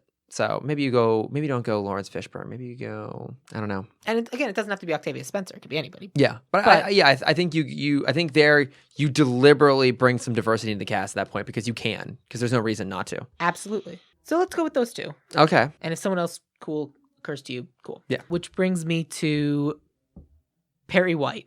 Okay. I do have someone for Perry White. Okay, I'm very curious who you got. Clancy Brown. Oh, fun callback there. Yeah. Oh, I like it. I'm on board. Because he's been involved in everything. Yeah. And he also has kind of the voice and like he's run stuff. Yeah. It'd be fun that's a cool callback to the animated series too, to throw him in there. Right. I mean, he's voiced everything, but he's also an actor. Like he was in the one, Hail Caesar. Oh, that's right, he was. And he's Shawshank Redemption and he's everything. Oh, wait, hang on. I just had a great idea. If you're talking about like doing like fun callbacks to other places, Tim Daly voices Superman from the animated series as Jonathan. As who? As Jonathan. Jonathan Kent. Oh, yeah. Yeah.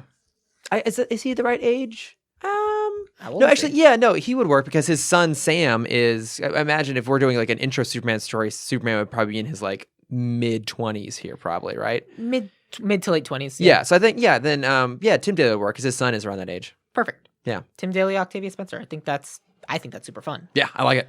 And then Clancy Brown for Perry White. Love it.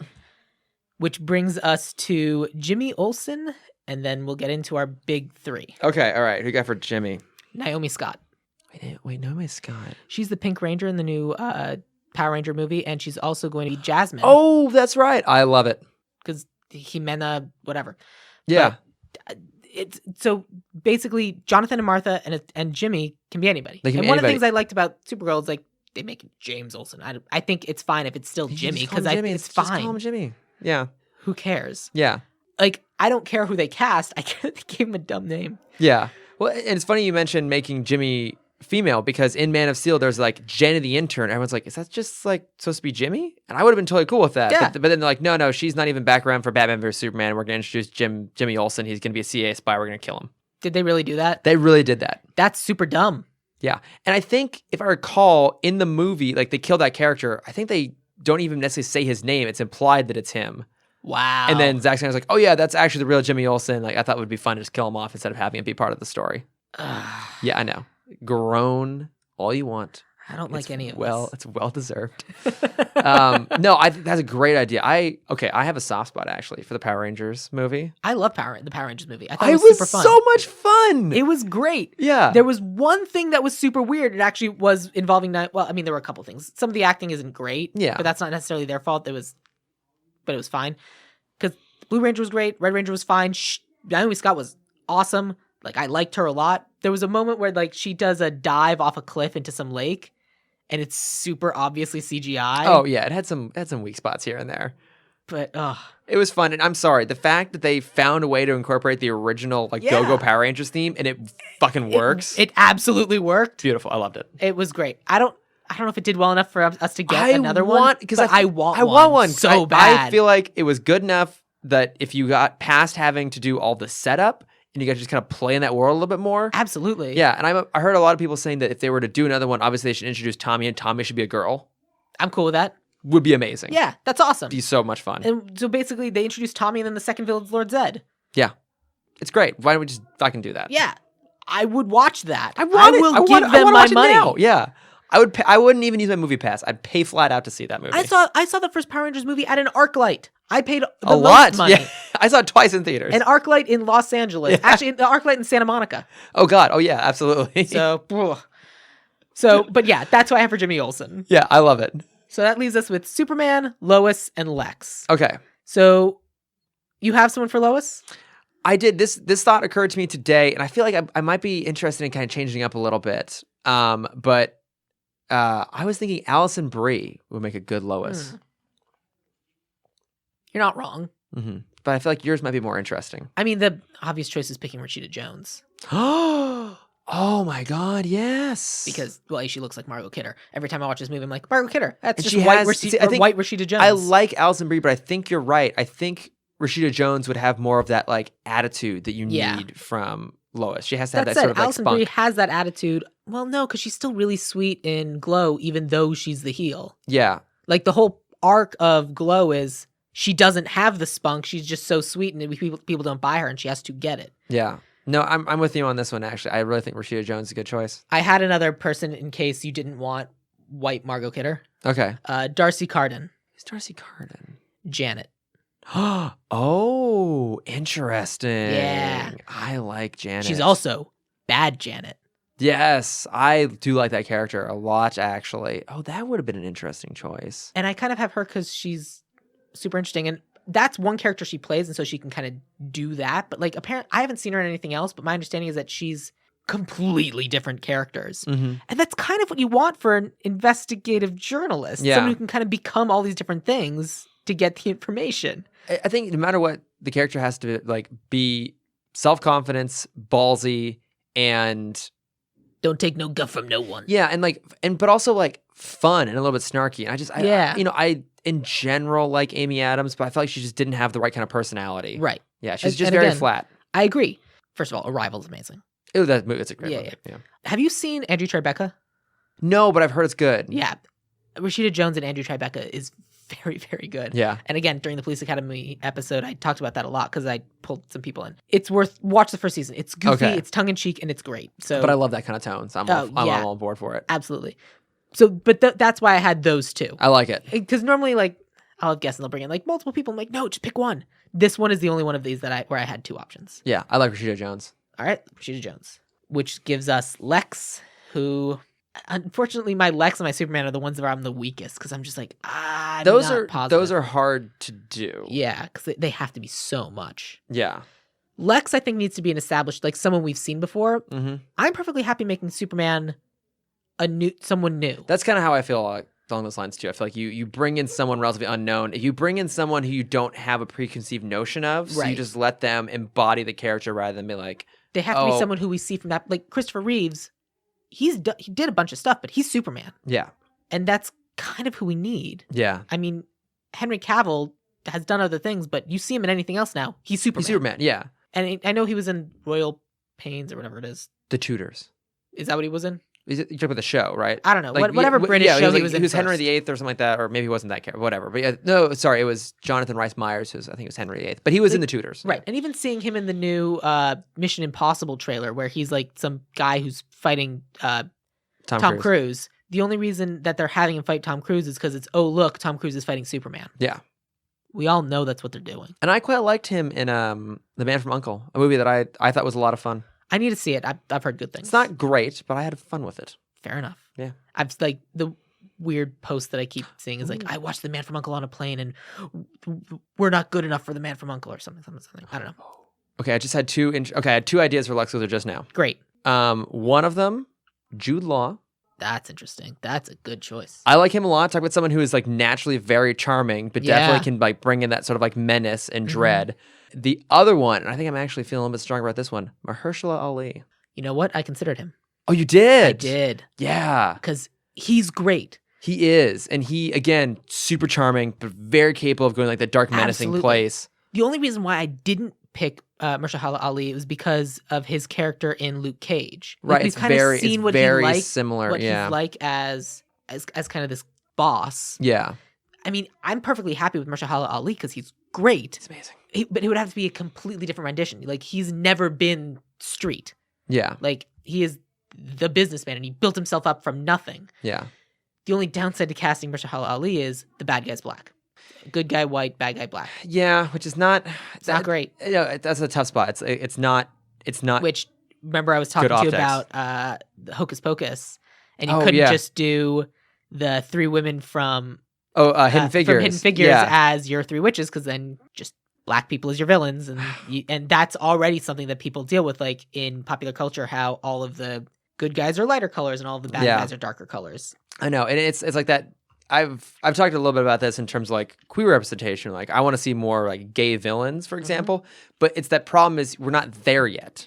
Like you have to have the point where it's like you have as many gay heroes, so then it's okay to have them also have like gay villains. When I kept looking up people to play Superman, and I kept looking up young actors, this, that, the person who kept coming up was the kid from, and I'm going to blank on the name of the movie, the one with Armie Hammer.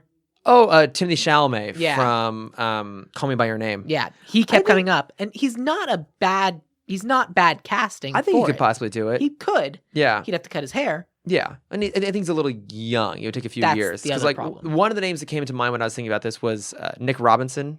I don't know who that is. Did you see Love, Simon? No, was he the lead? He's the lead in that. He was also the older brother in Jurassic World. Okay. Yeah, I think he could do it, but again, you need a few more years Yeah. on it. And again, it might be better to go for like And the an other problem unknown. with Superman is that like there's so much there. Like you can't have a skinny Superman. Superman has to be built. He does. You have to. For no reason. Superman doesn't need to have muscles. He has super strength. Right, but I think like I know. yeah, it's like one of those characters. Like it does. You do need to have. He does him be enough like, lifting. Your body like just doing the motion. And you over could again, you you'll could build still muscles. do like a lean cut version. Yeah. Like the Superman in Earth 1 is like younger, leaner. Isn't more the cut. New 52 leaner as well? I think so. Yeah, he doesn't necessarily have to be Big big and broad. Yeah, and I think it was on your podcast where I said in any of the animated shows, however, like I can tell how good it's going to be depending on how jacked they made Superman. Right. Because a leaner Superman makes more sense. It kind of does actually. Yeah, like he should be like a peak of human fitness. And if you make your Superman look like He-Man, then you can tell that it's a bunch of macho alpha males who made the movie, and I'm not going to like it because it's going to be dumb. Yeah, it doesn't have to be like big and broad. For Lex, the person I had was Billy Zane. Okay, yeah. Who's fine. But again, he would probably be great because he kind of can like go back and forth between kind of a little bit wacky and then all of a sudden serious. Yeah. I like your two more. Mm-hmm. And again, I love Mahershala Ali. What about Nikolai Coster-Waldau? Tell me who he is. Jaime Lannister. He would probably be great. He'd be kind of interesting. Yeah. I don't necessarily see him as being a genius mastermind. That's the problem, though. I do see that Mahershala Ali being that way, though. Now, what if you went John Hamm? And pulled John Hamm in as Lex Luthor? I thought about that. I actually, when I originally pulled Clancy Brown, I originally made Clancy Brown Lex Luthor. Just go for it, right?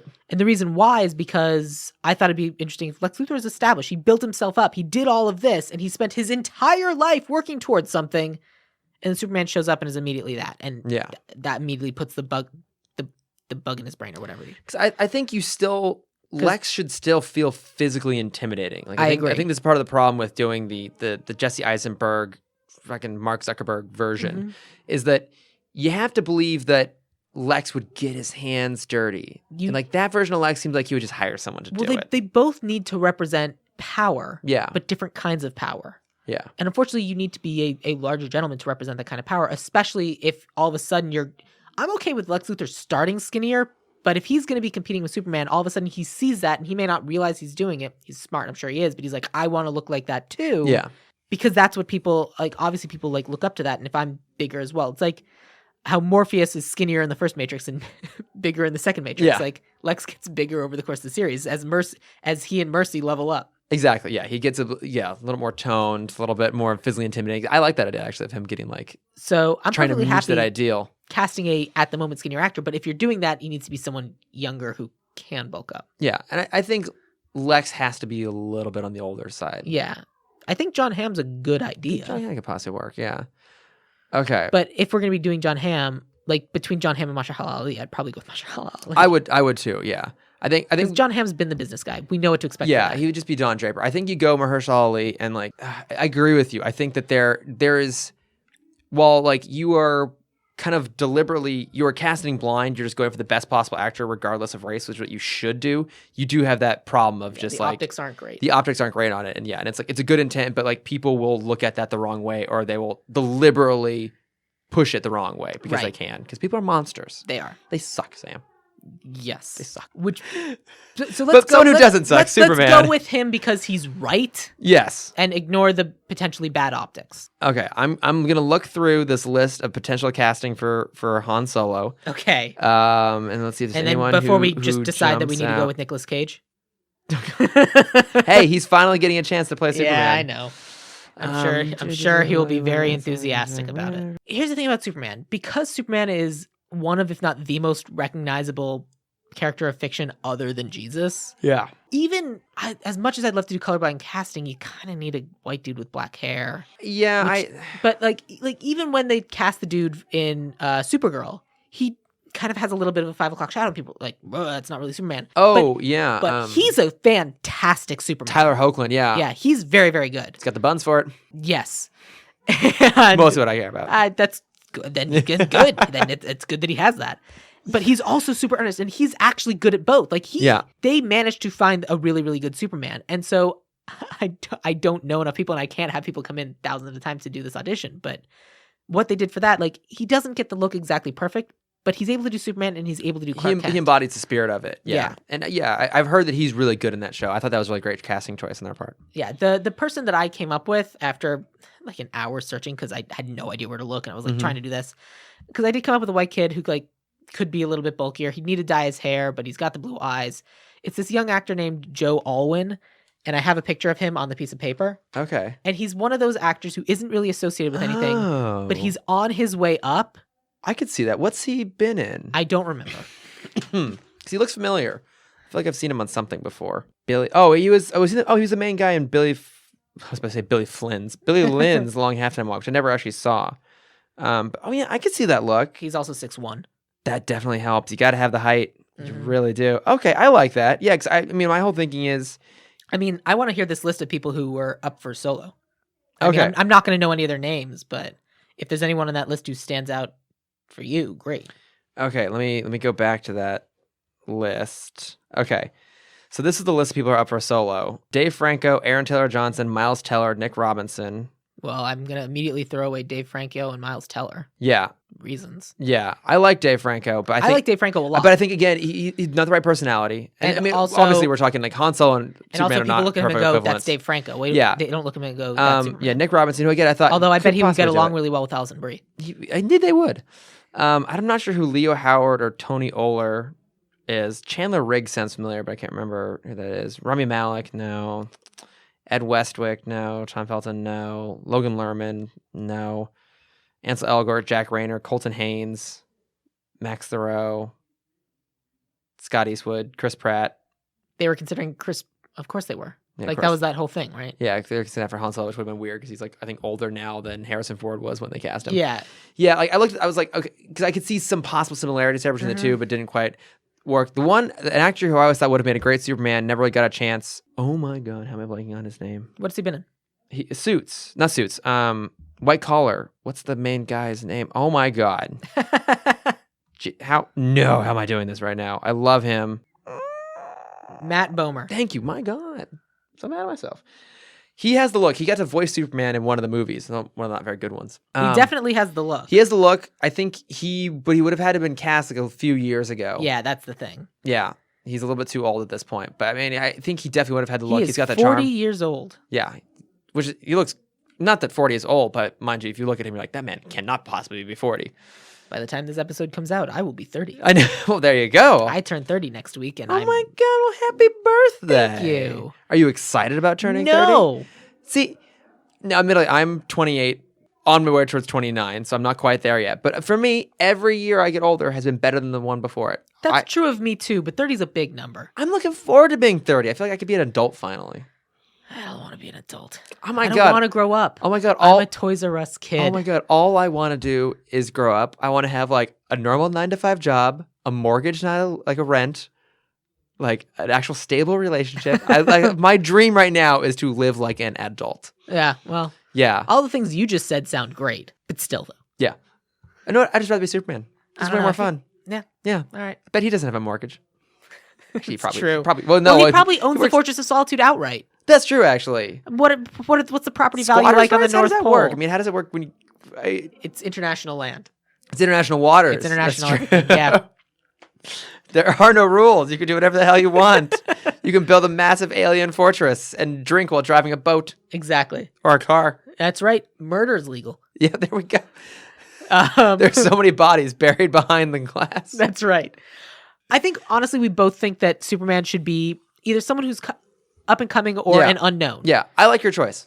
I don't really know much about him. He looks like he's got the look. He's got the look. Give him a few years. Give him a few pounds. I haven't seen him perform, which is important, but honestly, I think it comes down more to the writing and directing than it does, because you just have to make sure he's not too serious and he's earnest. Yeah, I think he's got to feel earnest. He has to have that sort of like a little bit of that boyish charm, but I think more than anything else, he has to be a canvas upon which you project that character and let him fill up and bite. And to his credit, I think Henry Cavill has not been given a lot, but I think he's fine. I think he's been saddled with bad material. Yes. My problem has never been with his performance per se. It's been with what he's been asked to do. Exactly. Yeah. So I've heard rumblings that Matthew Vaughn has been interested in possibly doing the next Superman movie. So he did X-Men First Class. He did Stardust. He did the first Kick-Ass. Actually, he didn't do the second one, just the first Kick-Ass. Both Kingsmans, but the first one's amazing. The second one is not.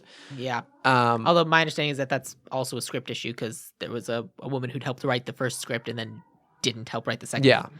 And they just killed all the women. Yeah, they don't do anything. That was bad. They killed Lancelot. She was so awesome. This was going to be her movie. I know. It was a real terrible decision. But I think he has the right sort of energy as a director, and I think he would bring the right sort of tone to it. So I think him, even with Henry Cavill, would be good. But that's personally who I always want to see direct this. I mean, he's not a bad choice. My go-to director choice had initially been Taika Waititi, who's a little bit on the notes. But too weird? Maybe just a little bit too weird? He is, but he's earnest. And I picked him not because of Thor Ragnarok. I picked him because of What We Do in the Shadows. Fair. Because he's able to direct the people who were dark, and he's able to direct the people who were light in the same movie. Yeah. Because that's kind of what that movie is. What about Jordan Peele? Jordan Peele would also be very good. Did you see Get Out? I didn't. It's quite good. I didn't see in theaters, which I had. But like that is a movie too that it's very, very dark. Also very funny. I'm sure. Yeah. I have a hard time with horror and thrillers, and so it's not something. That's right. Yeah, that Taika Waititi had been my initial thought, and then I ended up doing some searching for people who'd been directors of The Good Place. Oh, okay, interesting. Because I think there's a tone there that I could see fading. I mean, I was listening to an interview today with the Russo brothers because before they did the Marvel Cinematic Universe, they were directors on Community. And Arrested Development. So they were TV directors, but because they'd been able to balance this, and especially if we're doing this movie over 5 movies, it's a long arc. And so there isn't really a good consistent director for The Good Place, but I ended up picking a director named Beth McCarthy Miller. Okay. Because her filmography is extensive. So she's been nominated for 10 Primetime Emmys. Good on her. She's directed 30 Rock. She directed Modern Family, Saturday Night Live, Veep, Martin, Bill Maher, Brooklyn Nine-Nine, Life in Pieces, Lip Sync Battle, Divorce, LA to Vegas, and The Good Place, Unbreakable Kimmy Schmidt. Good choices. And so because she's directed a lot of these comedies and a lot of these big things, and also because something like Batman should be directed by a director like Christopher Nolan, someone who does drama. Yeah. Superman needs to be directed by someone who does comedy. I'd agree with that. Someone who is light. Yeah. So that's kind of why I went to her. That's also why I originally thought Taika Waititi, but I think I do think he's a little bit too weird, and Superman's right down the middle of the road. Yeah.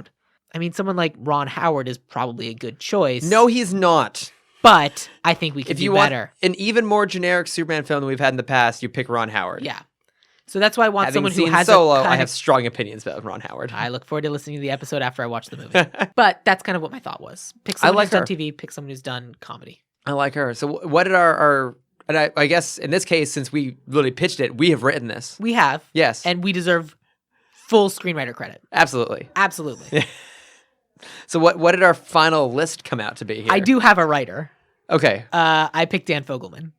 Okay. Because he did This Is Us. Yeah. But he also did Grandfathered and Gallivant and a bunch of different things. So he's done drama, he's done comedy. Again, same kind of mesh. Okay, here's what I propose. I mean, we get full credit. Yeah. No, it's no. It's you and I would get the screenplay credit would be you and I, and then in addition, it'd be like you and I get the ampersand, and he gets just the full on He gets the and. and. He gets the and. Like he did a draft after us to like make it all like polished and much better. But yes, Yeah, you and I get He gives it the Hollywood treatment. Exactly. You and I get first stabbed Yeah. at it. He falls through and really just like drives it home. That's right. So when we go on we do all the screenings and like there's a screening at the Guild, all three of us are on stage. Exactly. Like what they did for Blade Runner 2049. Perfect. Because there's the guy who wrote the original Blade Runner movie and he wrote the first draft in 2049. Yeah. And then they brought in the guy from like Heroes and a bunch of other shows and was like, all right, and you just like kind of rewrote the whole thing, but they're both on stage. They're both there. Yeah. It's kind of like why Zach Penn is still credited for the first draft of the Avengers. He's still credited on the final movie. He's like, there's no Zach Penn in this. No. It's fine. It's great. Whatever. Just throw him a bone. You know what? Give the man some money. Yeah. Why not? We went through a lot, so I'm not going to go back all over that. But we have a 5-movie arc. I don't really have someone to be like to play. All right, who would you cast as Brainiac? I don't have anyone. We didn't do Brainiac. Oh, because it needs to be someone who could be mechanical, but also someone who is an actor. Oh. And the thing about Brainiac is Brainiac creates his own body, so he can look like anyone. You could, yeah. And you could go full Joan of Arcadia, and it could be played by a variety of different actors. But I don't think that's really interesting. I think you could cast someone like Zachary Quinto. I like Zachary Quinto a lot. That's a good choice. Okay, so have you been watching Westworld? I've not. Okay. There's a character actor on there. His name's Jimmy Simpson. He might be a little bit he's got a bit of a weird look. And but he's really, really good. I can maybe see him playing that part. IMDb does not have a photo of Jimmy Simpson. He might be under here as James Simpson. Oh, it's Jimmi. What? I know, it's weird. What is this madness? Oh, I like him. Yeah, I've seen him in a bunch of different stuff. I first saw him in Psych. Okay, yes, he's great in Psych. I think he's a really good Jimmy Olsen. So the funny thing is, I think of him because of Westworld. Just the particular role he plays in Westworld is like, again, one of those guys, like, there's this weird balance to him being very dark, but also like you can tell there's a natural lightness to him as a person. Mm-hmm. So when he goes dark, it's this weird kind of like middle ground that I find interesting. That's kind of what he is in Psych as well. Yeah. I think that's super interesting. I don't know if that works for Brainiac. Yeah, I don't know if it does. We need someone we need Spock. Yeah, I think Zachary Quinto is a very, very good choice there. I'm just proud of myself for being able to remember his name. No, that's very good. Yeah. Yeah, I'm good with that. I'm going to go with Zachary Quinto. All right. As Brainiac. It's a pretty solid list we got there. So I'm going to go not over our 5-movie arc, but let me go through who we have. Yeah. So our director is Beth McCarthy Miller. Just kind of a cool idea. It definitely won't be her, but I think that'd be super fun. I'm all on board for it, though. The writers are us. Yes. Chris Lord and Sam Gasch, and then Dan Fogelman helped. Yeah. For our roles, Zod would be played by Aidan Gillen, Ursa is Lena Headey, and Non is Rory McCann. Our Jonathan is Tim Daly. Our Martha is Octavia Spencer. Perry White is Clancy Brown. Jor-El is Burt Reynolds. Brainiac will be played by Zachary Quinto. Jimmy Olsen is Naomi Scott. Mercy is going to be played by the fantastic Emily Blunt. Lois Lane will be Rashida Jones. Lex Luthor will be played by Mahershala Ali. And Superman and Clark Kent will be played by Joe Alwyn. I love it. I'm on board. Or an unknown that we discover who is like the perfect encapsulation. Really has it. Yeah. I'm down. I love it all. Open casting for Superman. Yep. Well, that's what they do for these sorts of movies, right? No, I think you have to do. Like, and they kind of went for that even with Solo, just that they didn't make the right choice. But I remember for Ready Player One, they were like, "We're searching for Wade Watts," and I was like, "Okay, great." And I remember sending an audition video because, like, at the time, I would have been great casting. Mm-hmm. But then they still went with the kid who played Cyclops, and I'm like, no, he's fine. Just then, I have so many problems with Ready Player One. I had fun with it. I'm glad you enjoyed it. Yeah. A lot of people enjoyed it. They're wrong. Anyway, everyone is entitled to their wrong opinion. Correct. So I think this is a fun series of movies. Would you watch these fun series of movies? Well, of course, we wrote them. Yeah, it's great. Yeah. Where can people find you on the internet? What should people be listening to and following you on? Well, they should check out my podcast, Tim Talk, Tim with 2 M's, to hear me talk lots more about Superman and Batman and other time just random bullshit, which is what I love to do. And we are Tim Talk on like iTunes and Spotify, wherever you find your podcasts. And we're, as a podcast, at Tim Talk Pod on Facebook, Twitter, Instagram, and Gmail. If you go way back to Almost Got Him, right? That was the episode you guested on? Yeah. We've also talked about maybe like revisiting some of the best episodes and like doing follow-ups on them. Because like sometimes we go through them so quickly. Well, you still have the Almost Got Him game that we haven't played for your bonus episode. episode. We still need to, oh my God, we still need to do that. I haven't played it yet, though. I neither have I. Yeah, so we'll do that. I absolutely want to do that because that sounds amazing. Yeah, we do need to do that. That'd be a lot of fun. I am personally at Lordifer. It's my last name and my first name, Lord Ofer, not like Lucifer, on Instagram It's and like Christopher, Twitter. but with Lord at the beginning. Exactly. Great. Yeah, that's me. If you're interested in finding more about this podcast, you should go on Twitter and Facebook, and it's Ideal Remake. It's great. You should follow us and like us on both those places. If you're interested in finding out about me, I'm Sam Gasch on also those places. Just do Twitter. Don't find me on Facebook. That's weird. Sam Gasch, SamGasch on Twitter, and I think this is super fun. This was really fun. Thanks so much for having me on here. I got to come back. Yeah, you absolutely do, because we need to talk about The Rocketeer. Yeah, and prepare for it to be probably another one of your longest episodes, because I don't shut up. I'm prepared for that. It's going to be great. But yeah, thanks for guesting, and this is awesome. Thank you. I had a lot of fun. Bye. Bye.